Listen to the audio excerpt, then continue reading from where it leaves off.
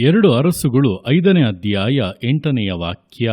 ಇಸ್ರಾಯೇಲ್ಯರ ಅರಸನು ತನ್ನ ಬಟ್ಟೆಯನ್ನು ಹರಿದುಕೊಂಡನೆಂಬುದನ್ನು ದೇವರ ಮನುಷ್ಯನಾದ ಎಲೀಷನು ಕೇಳಿ ದೂತರ ಮುಖಾಂತರವಾಗಿ ಅವನಿಗೆ, ನೀನು ನಿನ್ನ ಬಟ್ಟೆಯನ್ನು ಹರಿದುಕೊಂಡದ್ದೇಕೆ?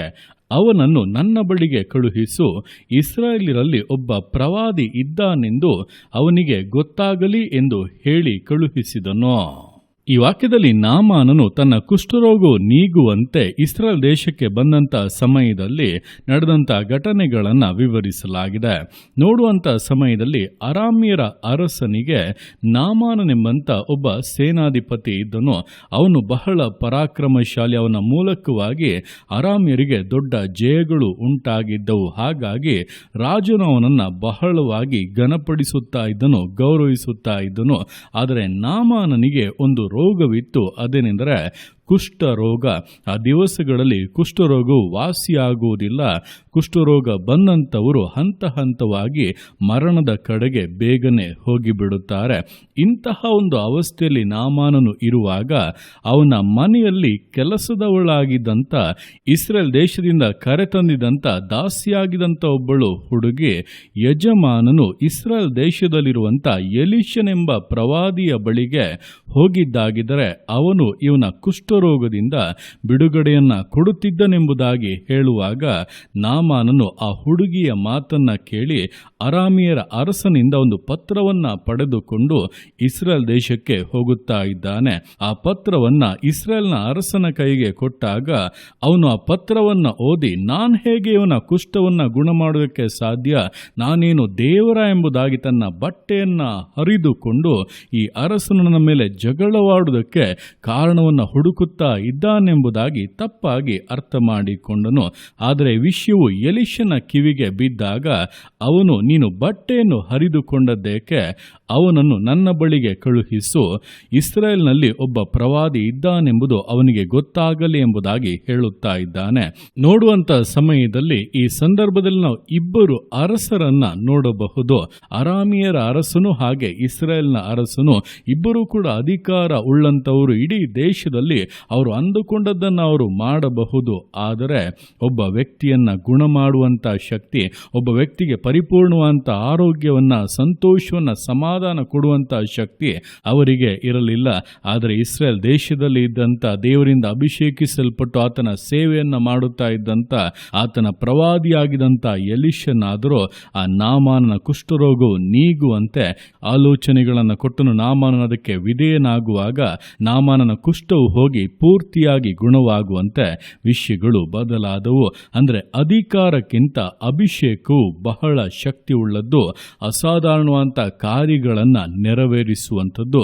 ಈ ದಿವಸಗಳು ನಾವು ಜನರನ್ನು ನೋಡುವಾಗ ಒಂದು ಕಡೆ ಅಧಿಕಾರವನ್ನ ಹುಡುಕುವಂಥವರು, ನಮಗೆ ಸ್ಥಾನ ಸಿಗಬೇಕೆಂಬುದಾಗಿ ಬಯಸುವಂಥವರು ಅನೇಕರಿದ್ದಾರೆ.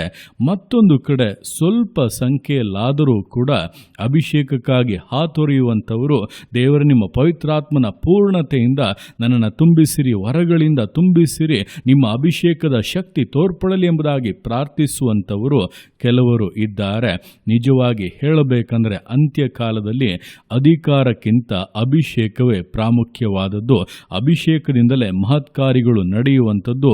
ದೇವರು ಅಸಾಧಾರಣವಾದಂಥ ಕಾರ್ಯಗಳನ್ನು ಮಾಡಿ ತನ್ನ ಬಲವನ್ನ, ತನ್ನ ನಾಮದ ಮಹಿಮೆಯನ್ನ ತೋರ್ಪಡಿಸುವಂಥದ್ದು.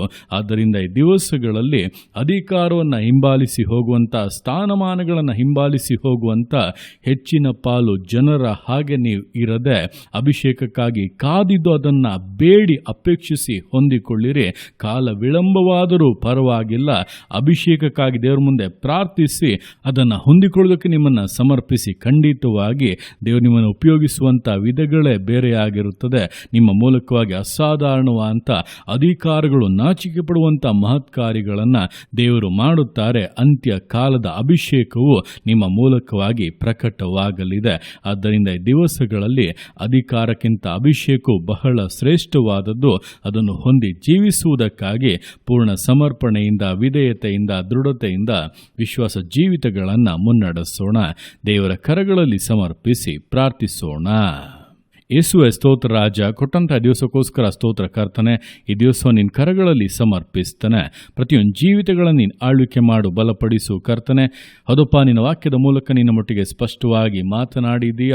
ಅರಸರಿಗೆ ಆಗದೆ ಇರುವಂಥದ್ದು ಪ್ರವಾದಿಯಿಂದ ಆಯಿತು. ಅಸಾಧಾರಣವಂಥ ಕಾರ್ಯಗಳನ್ನು ಅಭಿಷೇಕವಪ್ಪ ನೆರವೇರಿಸುವಂಥದ್ದಾಗಿದೆ. ಆದ್ದರಿಂದ ಈ ದಿವಸಗಳಲ್ಲಿ ಅಧಿಕಾರಕ್ಕಾಗಿ ಅಲ್ಲ, ಸ್ಥಾನಮಾನಗಳಿಗಾಗಿ ಅಲ್ಲ ಕರ್ತನೆ, ನಿನ್ನ ಅಭಿಷೇಕಕ್ಕಾಗಿ ಹಾತೊರೆಯುವಂತೆ ಅದನ್ನು ಹೊಂದುವುದಕ್ಕಾಗಿ ಸಮರ್ಪಿಸಿ ದೃಢತೆಯಿಂದ ಜೀವಿಸುವುದಕ್ಕೆ ಪ್ರತಿಯೊಬ್ಬೊಬ್ಬರಿಗೂ ಸಹಾಯ ಮಾಡು. ಅಂತ್ಯ ಕಾಲದಲ್ಲಿ ಕರ್ತನೆ, ನೀನು ಸುರಿಸಲಿರುವಂಥ ಅಭಿಷೇಕ ಒಬ್ಬೊಬ್ಬರ ಮೇಲೆ ಇಳಿದು ಬರಲಿ. ಪವಿತ್ರಾತ್ಮನ ಶಕ್ತಿ ಪ್ರಕಟವಾಗಲಿ. ಅಪ್ಪ, ನಿನ್ನ ರಾಜ್ಯವು ಮಾತಿನಲ್ಲ ಶಕ್ತಿಯಲ್ಲೇ ಅಡಕವಾಗಿದೆ ಎಂಬುದಾಗಿ ನಿನ್ನ ವಾಕ್ಯದಲ್ಲಿರುವಂತೆ ನಿನ್ನ ಪವಿತ್ರಾತ್ಮನ ಶಕ್ತಿಯಿಂದ ತುಂಬಿದವರಾಗಿ ಮಹತ್ಕಾರ್ಯಗಳನ್ನು ಮಾಡುತ್ತಾ, ಅಸಾಧಾರಣವಾದ ಕಾರ್ಯಗಳನ್ನು ಮಾಡುತ್ತಾ ಯೇಸುವಿನ ನಾಮನ ಮಹಿಮೆ ಪಡಿಸೋದಕ್ಕೆ ಪ್ರತಿಯೊಬ್ಬೊಬ್ಬರಿಗೂ ಸಹಾಯ ಮಾಡು. ನಿನ್ನ ಮಕ್ಕಳನ್ನು ಆಶೀರ್ವದಿಸಿ ಉದ್ಧರಿಸಿ ಘನಪಡಿಸಬೇಕೆಂದು ಪ್ರಾರ್ಥಿಸ್ತಾದನೆ. ಅಪ್ಪ ತಂದೆಯ ಪ್ರತಿಯೊಂದು ಜೀವಿತಗಳಲ್ಲಿ ನಿನ್ನ ಅಭಿಷೇಕವು ಕಾರ್ಯ ಮಾಡಲಿ, ನಿನ್ನ ಉದ್ದೇಶಗಳು ನೆರವೇರಲಿ. ನಿನ್ನ ಆತೆಗೆ ಮಾಡುವಂಥ ನಿನ್ನ ಪ್ರೀತಿಗೋಸ್ಕರ, ಕೃಪೆಗೋಸ್ಕರ ಅಪ್ಪ ನಿಮಗೆ ಸ್ತೋತ್ರಗಳು.